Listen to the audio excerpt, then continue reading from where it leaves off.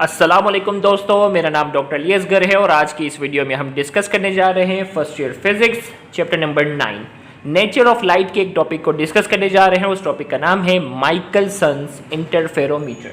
Michelson interferometer को आज की इस वीडियो में हम डिस्कस करने जा रहे हैं, जिसमें इसकी कंस्ट्रक्शन, इसकी वर्किंग और इसकी डेरिवेशन तीनों को आज की इस वीडियो में हम डिस्कस करेंगे। तो आज के इस लेक्चर को शुरू करने से पहले आपसे एक बार रिक्वेस्ट करेंगे कि अगर आपने अब तक हमारे इस चैनल को सब्सक्राइब नहीं किया, जो कि सिंध बोर्ड टीचिंग के नाम से है, तो काइंडली आज ही आप हमारे इस चैनल को सब्सक्राइब करें और साथ ही साथ बेल आइकन को लाजमी क्लिक करें ताकि हमारी अपलोड करदा तमाम इंपॉर्टेंट वीडियोस की नोटिफिकेशन आपको रिसीव हो सके। तो आइए आज की इस वीडियो में हम स्टार्ट करने जा रहे हैं माइकलसन्स इंटरफेरोमीटर। याद रखिएगा, माइकलसन्स इंटरफेरोमीटर जो है वो डिवाइस है जिसमें लाइट के दरमियान इंटरफेरेंस करवाकर उसकी वेवलेंथ को कैलकुलेट किया जाता है। अब हर लाइट की जो वेवलेंथ होती है वो अलग अलग होती है। तो माइकलसन इंटरफेरोमीटर एक डिवाइस है, उस डिवाइस में हमें बेसिकली करवानी है इंटरफेरेंस ऑफ लाइट। याद रहे चैप्टर नंबर 9 की स्टार्टिंग में इंटरफेरेंस ऑफ लाइट को हम ऑलरेडी डिस्कस कर चुके हैं। कंस्ट्रक्टिव इंटरफेरेंस क्या होती है, डिस्ट्रक्टिव इंटरफेरेंस क्या होती है। तो वो स्टूडेंट जो बिल्कुल फर्स्ट टाइम रैंडमली इसको देख रहे हो, तो वो पहले कंस्ट्रक्टिव इंटरफेरेंस और डिस्ट्रक्टिव इंटरफेरेंस के कॉन्सेप्ट को उनको पहले समझना होगा, फिर ही ये टॉपिक समझ में आएगा। तो यहाँ हमें बेसिकली करवाना है इंटरफेरेंस ऑफ लाइट, और इंटरफेरेंस ऑफ लाइट करवा कर हम फिर उसकी मदद से वेवलेंथ को कैलकुलेट करते हैं। तो याद रखिएगा, interference condition for interference of light के अंदर आपने पढ़ा होगा कि सबसे पहले चाहिए होती है मोनोक्रोमेटिक सोर्स ऑफ लाइट। वो लाइट जिसके पास क्या हो, एक ही वेवलेंथ हो, वो लाइट कहलाती है मोनोक्रोमेटिक। यानी एक ही कलर वाली जो लाइट होती है उसकी वेवलेंथ जो होती है वो सेम होती है, एक ही कलर वाली वेवलेंथ होती है। पॉलीक्रोमेटिक क्या होती है, इसमें बहुत सारे कलर होते हैं, अलग अलग तरह की क्या होती है, वेवलेंथ होती है। तो monochromatic source of light interference of light के लिए क्या है, जरूरी है। अब इसके अंदर जो है वो दो गिलास प्लेट होती है, एक को नाम दिया गया है बीम स्प्लिटर और दूसरे को नाम दिया हुआ है कंपनसेटिंग प्लेट। बीम स्प्लिटर का काम होगा कि इस मोनोक्रोमेटिक लाइट को दो हिस्सों में तोड़ना। बीम स्प्लिटर का जो काम होगा इस मोनोक्रोमेटिक लाइट को दो हिस्सों में तोड़ने का काम करेगा। कैसे करेगा अभी हम वो डिस्कस करेंगे। बीम स्प्लिटर का जो बैक वाला हिस्सा होगा वो पार्शली सिल्वर कोटेड होगा। पार्शली सिल्वर होगा, यानी पार्शली सिल्वर का मतलब है कि कुछ रोशनी को रिफ्लेक्ट करेगा और कुछ रोशनी को गुजरने देगा। कंपनसेटिंग प्लेट का काम क्या है, अभी इसकी वर्किंग में हम पढ़ेंगे। और इसके अंदर दो मिरर होते हैं, एक फिक्स मिरर होता है जो कि मिरर M1 है और दूसरा होता है मूवेबल मिरर जिसे हमने नाम दिया हुआ है M2 का। अब मोनोक्रोमेटिक सोर्स ऑफ लाइट को जैसे ही हमने यहाँ से गुजारा तो ये बीम स्प्लिटर से गुजरा। बीम स्प्लिटर से गुजरने के बाद देखो मीडियम चेंज हुआ, ये थोड़ा सा रिफ्रैक्ट हुआ। रिफ्रैक्ट होने के बाद कौन सा हिस्सा आ गया, पार्शली सिल्वर प्लेट आया, पार्शली सिल्वर कोटेड था ना, तो इसका कुछ हिस्सा रिफ्लेक्ट होते हुए ऊपर की तरफ गया। ऊपर जैसे ही गया तो क्या है, ऊपर जैसे ही गया तो यहाँ है मूवेबल मिरर।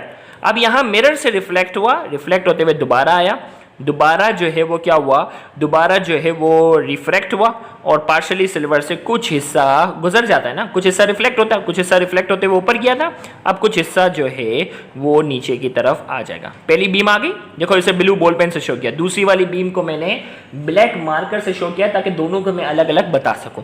भाई मोनोक्रोमेटिक लाइट थी, इसका कुछ हिस्सा जो है वो रिफ्लेक्ट हुआ, रिफ्लेक्ट होते हुए ऊपर गया, मिरर से रिफ्लेक्ट होते हुए फिर जो है वो नीचे आया, पार्शियली सिल्वर से होता हुआ नीचे आ गया। अब कुछ हिस्सा रिफ्लेक्ट होते हुए ऊपर गया था ना, अब कुछ हिस्सा गुजर गया। अब जो हिस्सा गुजर गया, देखा भाई मोनोक्रोमेटिक आई थी ना, पार्शियली सिल्वर से कुछ हिस्सा रिफ्लेक्ट होते हुए ऊपर गया था, अब कुछ हिस्सा आगे चला गया था ना, क्योंकि ये कंप्लीटली सिल्वर कोटेड नहीं है। अब जो हिस्सा आगे की तरफ गया था हम उसकी बात करते हैं। वो कंपनसेटेड प्लेट से क्या हुआ, जो है वो रिफ्रैक्ट हुआ, फिर आगे किया, फिर एक मिरर है जो कि फिक्स मिरर है और इससे रिफ्लेक्ट हुआ, फिर ये लाइट जो है वो फिर रिफ्रैक्ट हुई, फिर यहाँ आई और पार्शली सिल्वर वाले हिस्से से टकरा कर कुछ हिस्सा नीचे आ गया।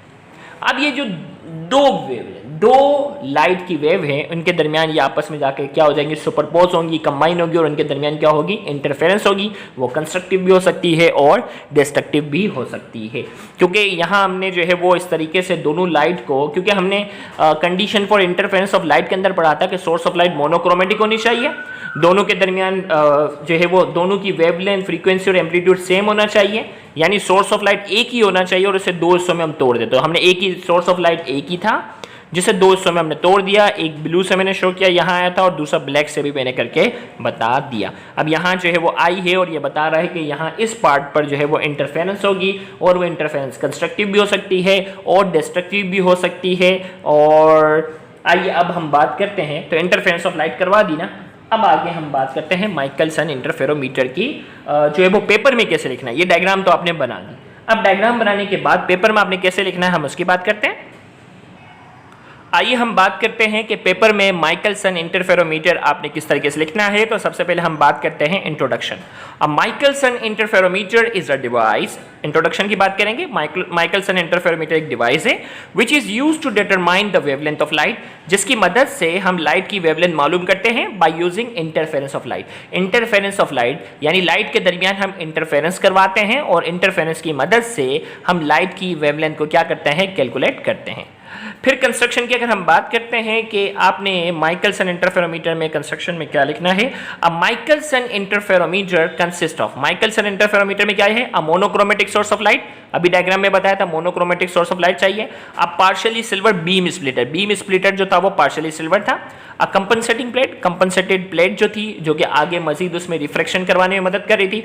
टू मिरर्स, एक M1 है and M2 of which M2 is movable, mirror M1 and M2 of which M2 is movable। दो मिरर है, एक को M1 का नाम दिया है, दूसरे को हमने M2 का नाम दिया। मिरर M1 फिक्स है और M2 क्या है, मूवेबल है। अब इसके बाद जो है हम बात करने जा रहे हैं इसकी वर्किंग की। When the monochromatic ray of light from source enters into partially silver plate, it is split into two parts। हमने कहा कि भाई मोनोक्रोमेटिक सोर्स ऑफ लाइट थी ना, अभी मैंने आपको डायग्राम में बताया था कि मोनोक्रोमेटिक सोर्स ऑफ लाइट थी, पार्शियली सिल्वर वाले पार्ट से टकरा कर क्या हो गई थी, 200 में क्या हो गई थी, स्प्लिट हो गई थी। It split up into two parts, दो पार्ट में। अ पार्ट ऑफ रे is reflected from M1 while the other part is reflected from mirror M2। अब क्या था मैं आपको बताऊं, दो था ना, एक हिस्सा जो है वो रिफ्लेक्ट होते हुए M2 से आया था और एक हिस्सा जो है इसका देखो 200 में टूट गई थी ना। अब 200 में टूटने के बाद इसका एक हिस्सा M2 से रिफ्लेक्ट होते हुए आया था और एक हिस्सा जो है वो क्या है, M1 से रिफ्लेक्ट होता हुआ आया था। Okay, M1 both the part of rays meet at a point where the alternate bright and dark fringe are point, और दोनों एक पॉइंट पर जाकर क्या हुए थे, कंबाइन हुए थे, जहां अल्टरनेट ब्राइट और डार्क फ्रिंज बनती हैं which correspond to constructive and destructive interference respectively. जहां दोनों मिलती हैं वहां जो है वो ब्राइट और डार्क फ्रिंज नजर आती है। आपको मालूम है ब्राइट फ्रिंज वहां नजर आती है जहां कंस्ट्रक्टिव इंटरफेरेंस होती है और डार्क फ्रिंज वहां नजर आती है जहां डिस्ट्रक्टिव इंटरफेरेंस होती है। तो इंटरफेरेंस करवा दी। अब हम बात करते हैं इसकी डेरिवेशन की। अब डेरिवेशन में यहाँ हम बात करने जा रहे हैं, डेरिवेशन हम बात करेंगे माइकलसन इंटरफेरोमीटर की।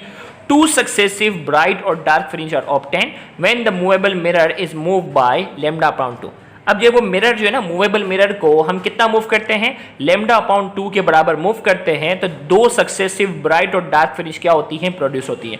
अब जैसे जैसे मूवेबल मिरर को जब हम मूव करते जाते हैं, थोड़ा थोड़ा मूव करते जाते हैं, तो फिर क्या होती है, अल्टरनेट ब्राइट फिर डार्क फिर ब्राइट फिर डार्क फिर ब्राइट फिर डार्क, ये इस तरीके से आती हैं। तो यानी एक्स शो कर रहा है डिस्प्लेसमेंट को, मिरर को कितना मूव करें, लैम्डा अपॉन 2 के बराबर जब हम क्या करते हैं, मूव करते हैं, तो अगर ब्राइट फ्रिंज है तो डार्क हो जाती है, डार्क होती है तो फिर क्या हो जाती है, ब्राइट हो जाती है। तो इसका मतलब हाफ वेवलेंथ के बराबर अगर हम मूव करेंगे तो ये ब्राइट फ्रिंज डार्क हो जाएगी और फिर अगर मजीद मूव करेंगे तो फिर डार्क फ्रिंज क्या हो जाती है, ब्राइट हो जाती है। For m number of fringes, हम इसे m नंबर मतलब हमें तादाद नहीं पता ना, 1 2 3 4 कुछ भी हो सकती है, तो हमने कहा नंबर ऑफ फ्रिंजेस की तादाद अगर किसके बराबर है, m नंबर के बराबर है, तो हमने यहाँ x है ना, लैम्डा अपॉन हाफ था तो यहाँ m लिख दिया, m से मल्टीप्लाई कर देंगे, ये फॉर्मूला बन गया, x बराबर है m लैम्डा अपॉन 2। यहाँ तक पहुँच गए हम। अब जो वो 2 यहाँ डिवाइड हो रहा है, देखो एक तो फॉर्मूला सीधा सीधा ये आ गया, इससे ज़्यादा कुछ भी नहीं है। अगर आप इसे बुक की तरह अरेंज करना चाहते हो, 2 को वहाँ ले जाओ, m को यहाँ ले आओ, तो फॉर्मूला क्या बन जाएगा, लैम्डा बराबर हो जाएगा 2x अपॉन m, ये इसका फॉर्मूला है। वेयर करके यहाँ हमने लिखा कि x जो है वो क्या करता है, रिप्रेजेंट करता है displacement of mirror, m show कर रहा है नंबर ऑफ फ्रिंजेस को, लैम्डा शो कर रहा है वेवलेंथ ऑफ लाइट को। तो यहाँ जाकर माइकलसन इंटरफेरोमीटर की कंस्ट्रक्शन वर्किंग और डेरिवेशन हमने तीनों क्या कर दी है, हमने मुकम्मल कर ली है। उम्मीद करते हैं आज के इस लेक्चर से आपको जो है वो बहुत ज़्यादा फायदा हुआ होगा, जो कि एग्जाम में देखिए एग्जाम में इसी तरीके से लिखना है, जो हम लेक्चर में आपको लिखने का काम बताते हैं आपने एग्जैक्ट वही लिख कर आना होता है, तो आपको फुल मार्क्स मिलते हैं। तो उम्मीद करते हैं आज के इस लेक्चर से आपको बहुत ज़्यादा फायदा हुआ होगा। Thank you very much. अल्लाह हाफिज़।